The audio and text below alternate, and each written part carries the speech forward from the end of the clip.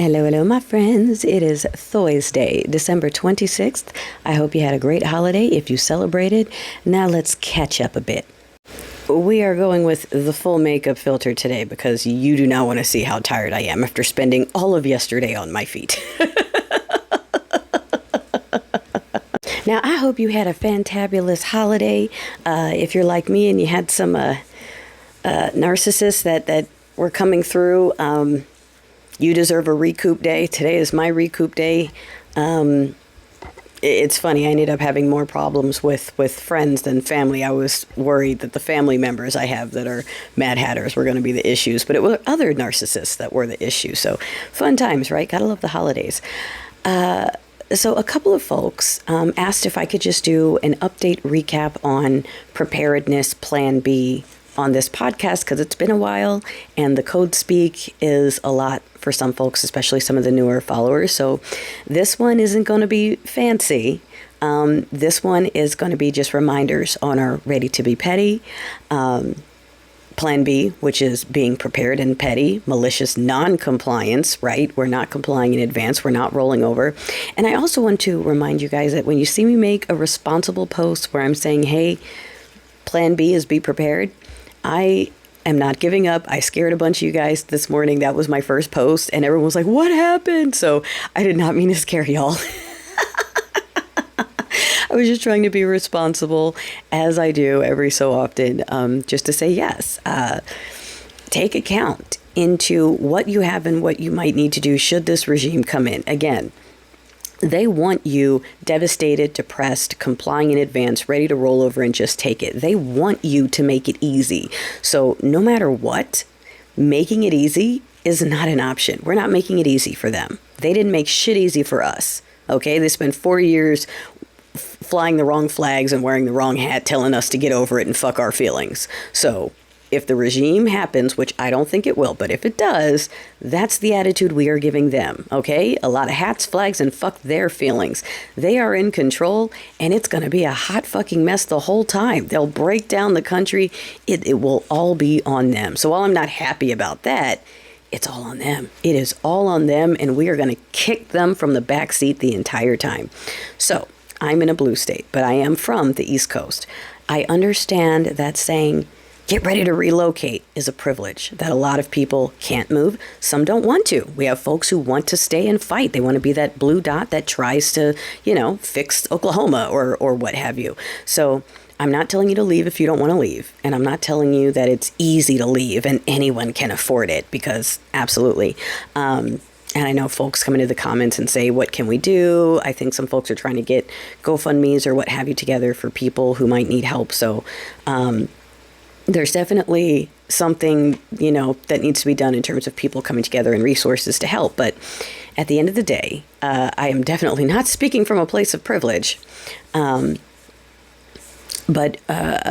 absolutely. So how do I want to put this? Mainstream right now and the preppers, right? They want you to go out and spend every dollar you have on toilet paper and electronics. So you really want to take things with a grain of salt. You want to stock up on non-perishables, things that will keep for a while, obviously, medications, things like that. Try not to blow through your liquidity because with tariffs and everything else, it's going to be a balancing act, right? You're trying to buy stuff now before it gets even worse, but you don't want to spend all your money right now because that would not be a good idea. You're going to need that, right?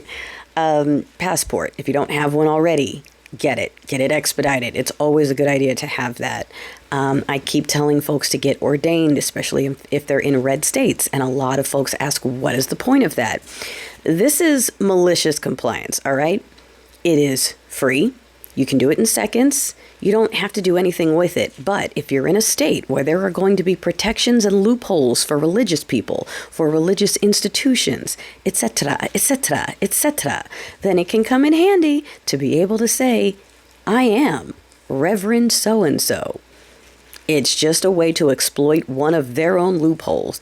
And honestly, when I did it, it kind of frustrated me because I'm like, it's free. There's no qualification. There's nothing. All you have to do is do it, and bam, I can get 2 other people and start a church. I can, start doing all kinds of things just by going online and doing something for free. So I'm not saying it will absolutely protect you, but it's a good thing to have in your back pocket. And if you're in a town or a state, like I'm in California, I'm in a town that wishes it were red in California, and I might need to get petty. I might need to start a choice or 2 for people like me to combat the militant, extremist, J6, 3%er, Proud Boy choices that are in this town. 412.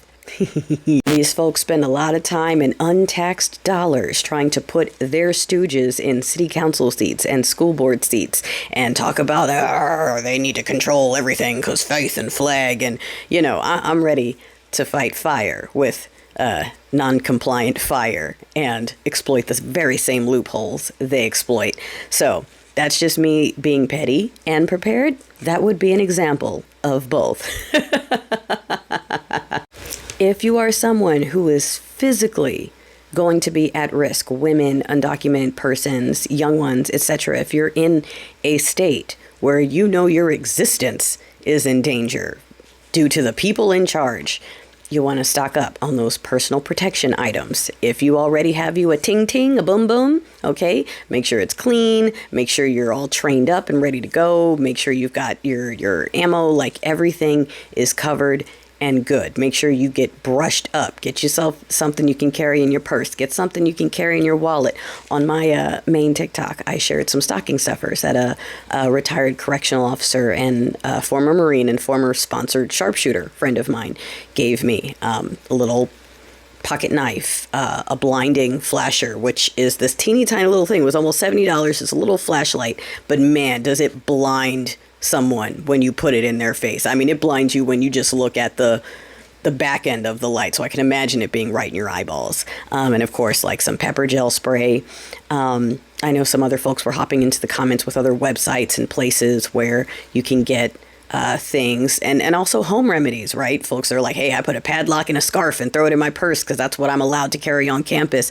So all of those things are part of preparedness, right? So get protected, get your paperwork together, get any documents you need to in order. Try to stock up on the non-perishable, water, canned goods, things that will keep. If you already know how to do stuff like that, freezing, canning, etc., go for that. If you know how to grow or you want to learn, now's the time to maybe start little small gardens, indoor gardens, getting chickens or what have you, depending on where you're at and what your abilities are. And yeah, it is going to be that balancing act of not running through all your liquidity, but wanting to be prepared. I would say don't empty the bank on preparedness, but it's absolutely worth having a plan B so that if a regime kicks in, it doesn't take the wind out of you. You can roll up your sleeves and get ready to be a pain in the ass because, as I say again, we are not going to comply with a billionaire criminal enterprise backed by foreign interests. If our government has given up on us and has completely abandoned us, our government, okay, for people who are like, it's the Dems. And remember when AOC said, stop looking for the Dems to save you? And some people came into my comments and said, what does she mean? That took away my hope. Like, I swear, some of you guys are just looking for things to go, took my hope away. Like, if you don't, chances are, if you did that, if I accidentally blocked you or deleted a comment, that was why. It probably said something like that. So you guys have to bear with me. I get tons of comments and I can't always see who it is. And if it sounds disparaging, it might get deleted. The account might get blocked because some of the bots are getting real stealthy about how they hang out in the comments and try to depress people. So apologies if you got caught in the crosshairs. But it's very important that we remain positive. It's okay to ask questions. It's not okay to spread despair and tell other people that they need to give up and get ready to comply and nothing is happening and woe is me. I don't like that in my comment sections.